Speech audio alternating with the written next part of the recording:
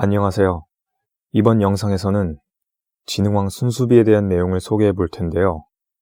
우선 이 영상을 만들게 된 배경을 말씀드리면 저의 이전 영상을 보신 분들은 아시겠지만 저는 개인적으로 일식 기록을 근거로 대륙 3국의 가능성을 보고 있는 바 한반도에서 발견된 진흥왕 순수비는 대륙 신라와 상충되는 부분이 있기 때문입니다. 이게 무슨 말이냐면 저는 기존에 이 대륙 신라가 최초 양자강 유역에서 발원하여 7세기 삼국 통일 후에 비로소 한반도를 장악했고 8세기쯤 경주로 천도한 것으로 추정했습니다. 따라서 6세기 인물인 진흥왕이 비석을 세웠다면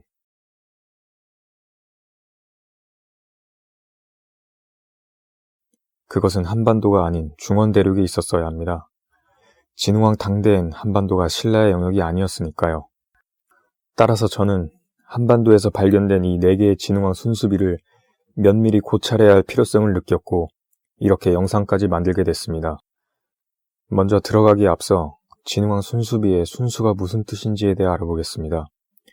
순행할 순에 사냥할 수. 글자 그대로 본다면 순행하며 사냥한다지만 실제 왕에게 쓰인 의미는 임금이 지방을 순행하며 민심을 살핀다는 뜻입니다. 따라서 순수비라는 것은 왕이 직접 그 지역에 왔다 간 것을 기념하는 비석이며 행차한 왕이 살아있을 때 건립된 것으로 봐야 합니다. 이런 맥락으로 진흥왕 순수비 역시 진흥왕 생전에 건립된 것으로 알려져 있는 거죠. 자, 그럼 한반도 안에 존재하는 4개의 진흥왕 순수비를 하나씩 검토함으로써 과연 진흥왕 생전에 건립된 것이 맞는지 한번 따져보겠습니다. 비석들에 대한 정보는 한국금성문 종합영상정보 시스템이란 사이트에서 얻었고요. 그럼 첫 번째로 북한산 순수비입니다. 이 비석은 조선시대의 문신 김정희에 의해 1816년 우연히 발견됐는데요. 최초 발견 시엔 북한산 비봉 꼭대기에 있었으나 지금은 국립중앙박물관에 옮겨 보존하고 있습니다.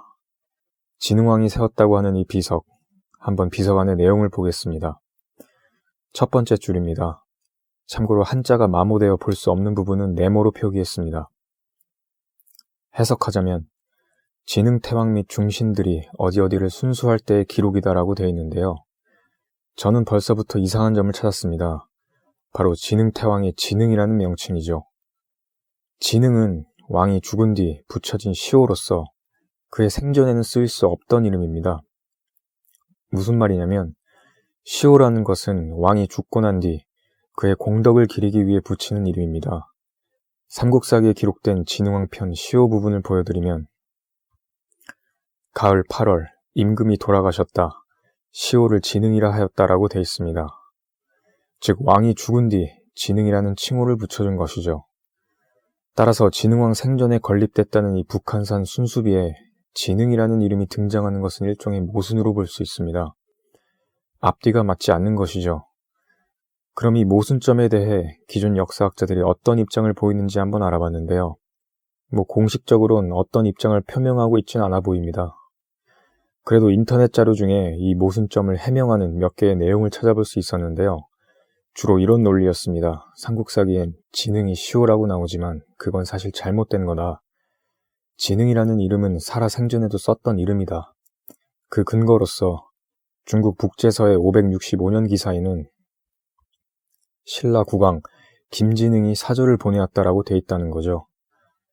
얼핏 보면 정말 진흥왕이 김진흥이라는 이름으로 북제에 사신을 보낸 듯이 여겨지지만 이 역사서라는 것은 무슨 일기처럼 그때그때 발생한 내용을 그대로 편찬하는 게 아니라 모아둔 사료를 충분한 시간을 두고 검토와 수정을 거쳐 하나의 역사서로 편찬하는 것입니다.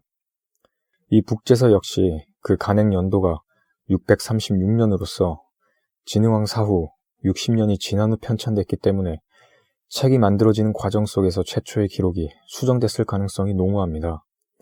최초 기록은 이름을 알 수 없었을 테니 아마 신라 국왕으로만 해놓고 왕이 죽은 뒤 생긴 시호를 보고받았거나 알아내어 추후에 김진흥으로 수정했을 가능성이 높죠. 또한 이 진흥이라는 이름이 만일 그의 생전에 쓰였던 칭호였다면 왜 삼국사기엔 그 칭호의 탄생에 대해 아무런 언급이 없는지도 생각해봐야 합니다. 삼국사기 진흥왕 편을 보면 그의 어린 시절 이름인 삼맥종과 말년에 그가 스님이 되어 잠시 쓰던 법운이라는 이름까지 상세히 기술되어 있습니다. 그런데 재위기간 내내 썼을 이 진흥이라는 칭호의 탄생에 대해 아무런 기사가 없다는 것은 의아한 일이죠. 또한 생전에 썼을 이 진흥이라는 이름을 그대로 시호로 옮겨온 것도 이상한 일입니다. 따라서 이 부분은 그냥 정석대로 가는 게 옳다고 봅니다. 삼국사기에 나온 그대로 왕이 죽자 시호를 진흥이라 했다. 즉 사후에 붙인 이름인 거죠. 이런 맥락에서 이 북한산 순수비를 다시 보게 되면 초장부터 이 비석의 신뢰성을 의심할 수밖에 없습니다. 그래도 일단 뒤이어 나오는 내용들을 한번 살펴볼게요.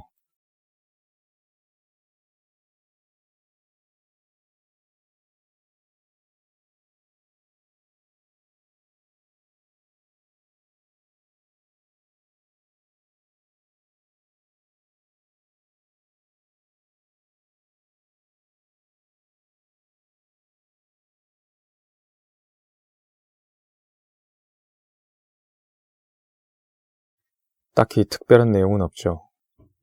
마지막 문단은 비석과 관련된 신하들의 이름을 열거하면서 끝이 납니다.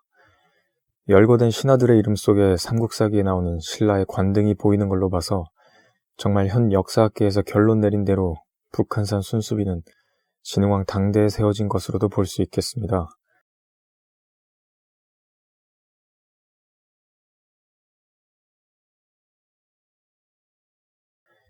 하지만 이미 앞서 언급드렸듯이 시호라는 모순에 부딪힌 이 비석은 뒤이어 나오는 내용을 무의미하게 만들어버립니다. 왕이 죽은 뒤 생긴 이름을 가져다 썼으므로 이건 진흥왕 사후에 건립된 비석인 것이죠. 진흥왕의 사후라면 정확히 언젠지는 알 수 없겠으나 저같이 신라가 8세기 이후 한반도로 천도했다 추정하는 사람은 이 북한산 순수비 역시 천도 이후에 만들어졌다고 생각할 수 있는 것이죠. 어떤 목적으로 이 비석을 후대에 세웠는지는 알 수 없으나 한 가지 유심히 생각해봐야 할 것은 이것은 진흥왕 당대에 세워진 것이 아님에도 마치 그때 세워진 것처럼 보이도록 제작됐단 말이 되고 결국 이와 비슷한 성격의 또 다른 유물들이 한반도에 더 산재해 있을 가능성을 보여주고 있습니다. 이 진흥이라는 시호는 북한산 순수비 외에 황초령비와 마울령비에도 나타나고 있는데요. 참고로 마울령비에는 진흥이라는 글자가 완벽히 있는 것이 아니라 흥이란 글자만 있고 그 앞에 글자는 마모되어 확인할 수 없으나 그 뒤에 나오는 비문 내용으로 보아 그것이 진흥이란 글자임은 기존 사학계에서도 이미 결론 내린 부분입니다. 따라서 북한산비와 마찬가지로 이 두 비석 또한 진흥왕 당대에 세워진 것이 아님을 보여주는 것이죠. 그럼 마지막 비석인 창녕비는 어떨까요? 이 비석은 일제강점기 일본인 하시모토에 의해 학계에 보고됐다고 합니다. 이 창녕비는 앞서 보여드린 비석들과는 달리 진흥이라는 시호가 등장하지 않습니다. 뭔가 가능성이 있는데요. 한번 비문의 내용을 자세히 들여다보겠습니다. 첫 번째 문장입니다. 신사년 2월 1일에 세웠다. 과인은 어려서 왕위에 올라 정사를 신하에게 맡겼다. 네, 정말 시호가 등장하지 않습니다. 과인이라고만 자신을 표현하고 있죠. 또한 어린 나이에 왕위에 올랐다는 것을 봐서 삼국사기의 기록대로 7살에 왕위에 오른 진흥왕을 가리키고 있는 것 같습니다. 또한 뒤이어 나오는 비석 내용에는 신라의 관직과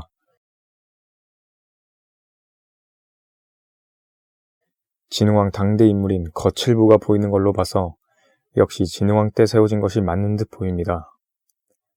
따라서 비석을 세운 연도인 첫 줄의 신사년을 진흥왕 당대로 환산하면 561년, 즉 이 비석은 561년에 건립된 것으로 학계에 알려져 있죠. 그런데 저에게 있어 이 창녕비 역시 몇 가지 의문점을 가지고 있습니다. 크게 두 가지 항목으로 나눠봤는데요. 첫째로 왜 굳이 비문의 첫머리에 왕의 허물을 고백할까입니다. 비석이라는 것은 당대뿐만 아니라 후대인들에게 그 업적을 과시하기 위함이 건립의 주된 목적입니다. 더군다나 왕이 직접 세운 비석이라면 처음부터 끝까지 계속 자기 자랑으로 일관하는 것이 어찌 보면 당연한 것이죠.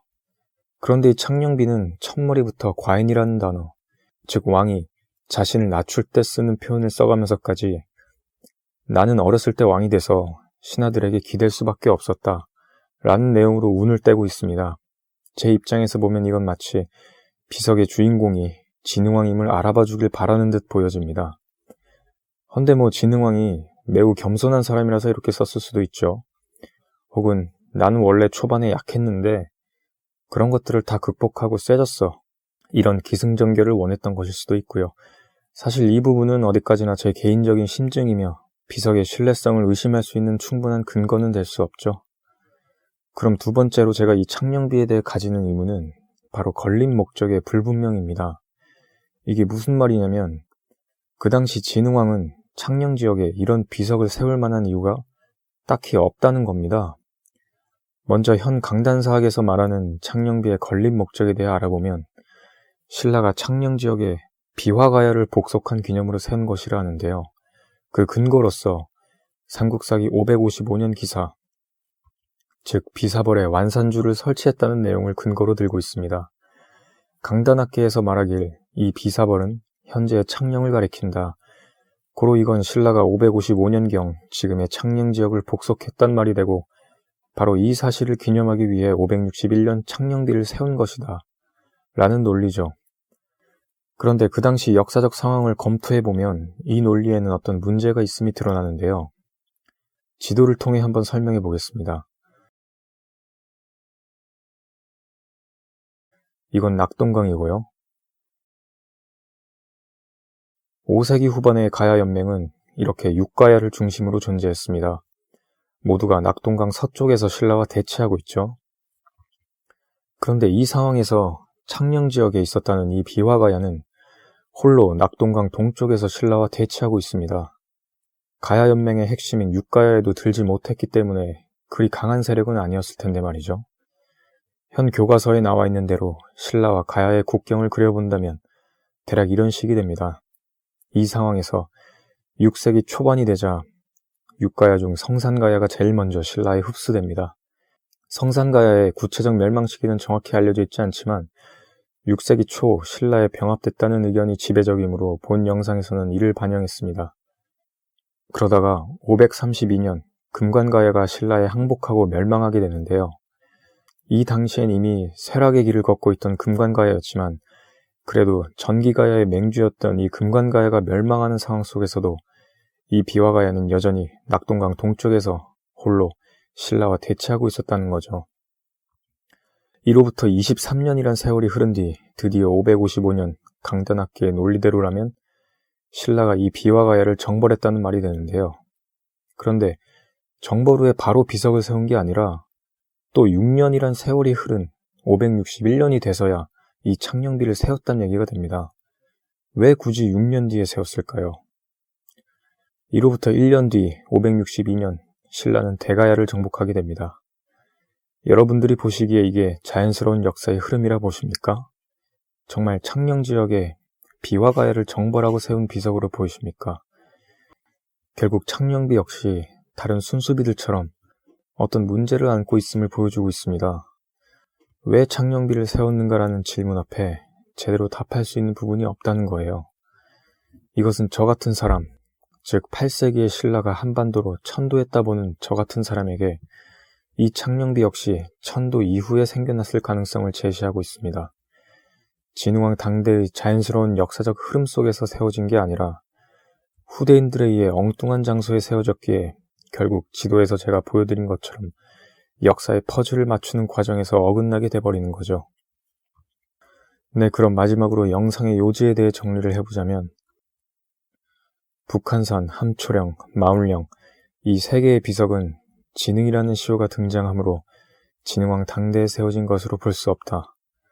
창녕비엔 시호는 등장하지 않으나 진흥왕 당대엔 이 비석을 창녕 지역에 세울 뚜렷한 이유가 없으므로 이건 역시 역사적 흐름을 제대로 고려치 못한 후대인들에 의해 세워졌을 가능성이 있다.